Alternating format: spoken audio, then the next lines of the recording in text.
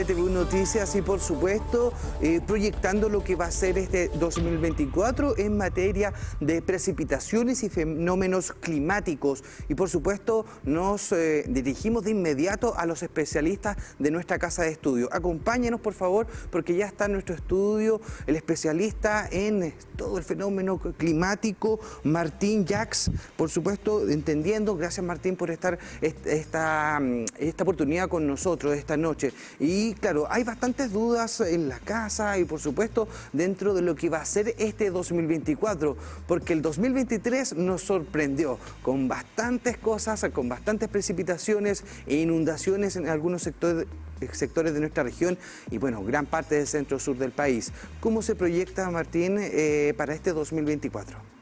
Bueno, muchas gracias por la invitación y efectivamente tú lo mencionas y hacemos ahora la síntesis de qué fue el año 2023 en términos de eventos meteorológicos y también entonces en un contexto climático, si lo vemos en términos integrados, ¿verdad? Sí, tuvimos un respiro en esta situación de mega sequía que se viene arrastrando desde comienzos de la década del 2010. Sí, teníamos entonces una seguidilla de muchos años muy secos y eso tiene consecuencias nefastas para sectores productivos como la agricultura, por supuesto, entre otros ámbitos, también para los ecosistemas. Eso ha sido un forzante que ha producido bastantes impactos y el año pasado afortunadamente tuvimos un alivio en eso, en el sentido de que tuvimos mayores montos de precipitación, sobre todo en Chile central. Sí, acá en el Biobío tuvimos un agosto muy lluvioso, ahí podemos hacer memoria del invierno pasado, pero luego, si miramos todo el año, acá en Biobío y en Concepción en particular, tuvimos todavía déficit respecto a lo que consideramos un clima normal que comprende también estas décadas del año 90 y el año 2000, de los años 2000 cuando llovía mucho más.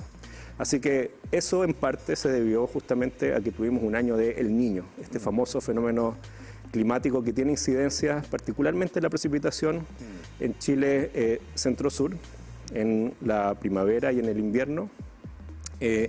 Y ahora la noticia es que para el 2024 este fenómeno termina y viene la fase opuesta. Esperamos que venga con una alta probabilidad y esa fase opuesta se llama La Niña, ¿ya?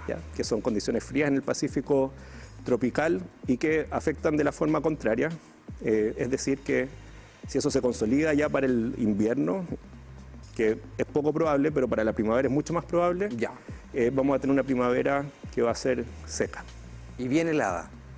Y también se espera que pueda ser más helada. Sí. Dicho eso, y bueno, explicarle también a las comunidades, porque claro, en algunas zonas del centro-sur del país, regiones, Gladys Vidal, director del CRIAM, nos establecía, claro, un superávit solamente el 2023, pero eso no significa que recuperemos o que estemos en buen pie para la sequía, porque también tiene mucho que ver con el nivel de absorción de este recurso hídrico de la tierra, de nuestro territorio, algo que también ha sido un desafío. Y dicho eso, esa proyección, este fenómeno o estos dos fenómenos climáticos traerían consecuencias negativas, por ejemplo, para el sector productivo, pensando en la agricultura de nuestra región del Biobío, Martín.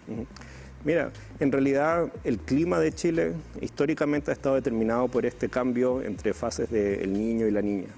¿Ya? Y este es uno de los modos principales que justamente determina cómo son las condiciones climáticas de un año, pero también hay otros modos que son importantes. Así que lo que quiero decir es que eventualmente tenemos que considerar también otros fenómenos que van a suceder y también ocurren a otras escalas de tiempo, eso por una parte. Y por otro lado, también quería recalcar que de alguna manera nuestra idiosincrasia y nuestra historia, ¿verdad?, está acostumbrada a ese tipo de oscilaciones. No quiero espantar a nadie, entonces con eso, cuando uno dice viene la niña, hemos tenido muchas niñas, de hecho entre el 2020 y el 2022 tuvimos una condición de la niña.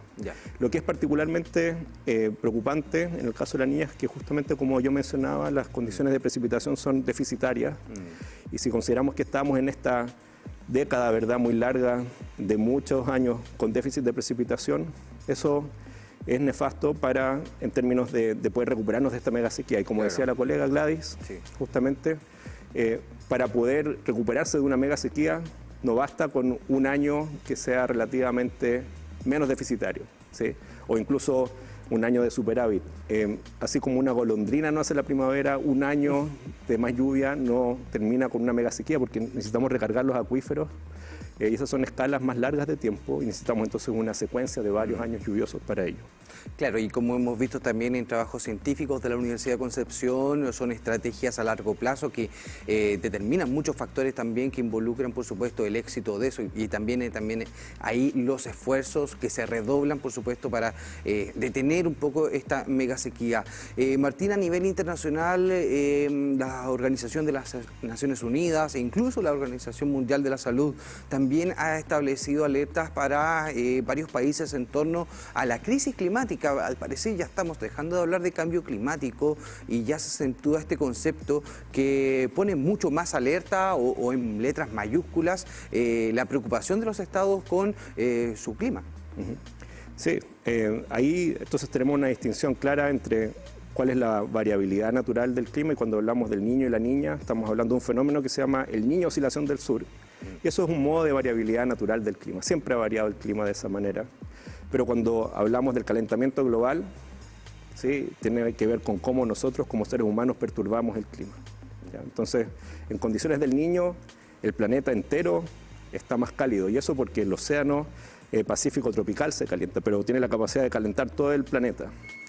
Sí, pero si esto sucede, un fenómeno del Niño como el que tuvimos, todavía lo estamos teniendo, pero está en decaimiento, pero como el que tuvimos en los últimos meses muy fuertemente el año pasado, si ese fenómeno ocurre en un planeta que además nosotros estamos calentando por la inyección de gases de efecto invernadero, entonces las temperaturas suben de forma muy considerable y eso fue lo que sucedió justamente el año pasado cuando se batieron muchos récords de las temperaturas más altas registradas en todo el planeta. Entonces, en ese sentido, un año de la Niña, por lo menos esperamos que reduzca un poco las temperaturas, pero no sacamos nada con que eso suceda en una tendencia de calentamiento producida por la actividad humana.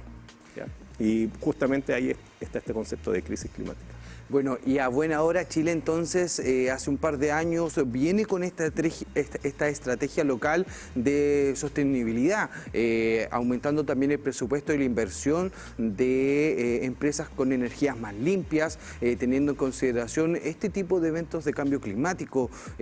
Mucho me llama la atención también y muchas personas lo comentan, este estudio del Centro EULA que establece que también el desierto chileno lamentablemente avanza 100 metros cada año hacia el sur. ¿Eso también tiene en consideración con la estrategia que está optando Chile en materia medioambiental, Martín? Bueno, esa es una de las manifestaciones del cambio climático. Estamos hablando de aumento global de la temperatura, cambio, por ejemplo, en la frecuencia e intensidad de los extremos, pero también en ese tipo de cambios climáticos regionales, ¿sí?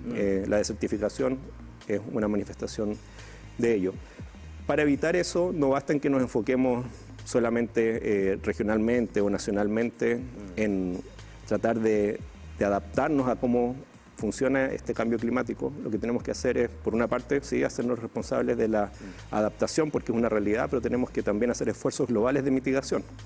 Eso significa que si queremos frenar este fenómeno, tenemos que dejar de emitir tantos gases de efecto invernadero a la atmósfera. Y es una responsabilidad, como tú mencionabas, sectorial, y es una responsabilidad privada, pero es una responsabilidad pública, social y de la sociedad global. Así que es un fenómeno urgente, es un fenómeno que tenemos que atender de forma inmediata, decidida, ¿sí? Y que realmente no puede esperar más. Y para eso hay una suma de voluntades individuales, sociales, nacionales, a nivel global, que debe estar realmente potenciada hacia un mismo lado.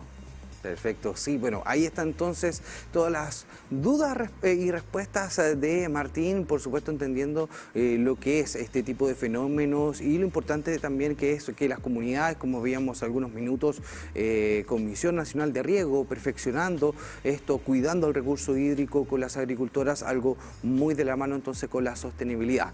Martín Jacks, magíster en geofísica y académico de la Universidad de Concepción, muchas gracias Martín por haber estado esta noche con nosotros. Muchas gracias a ustedes y preparémonos para las primeras lluvias que vienen ya en los próximos días.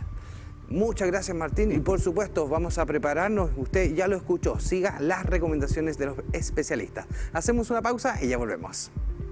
Muchas gracias Martín.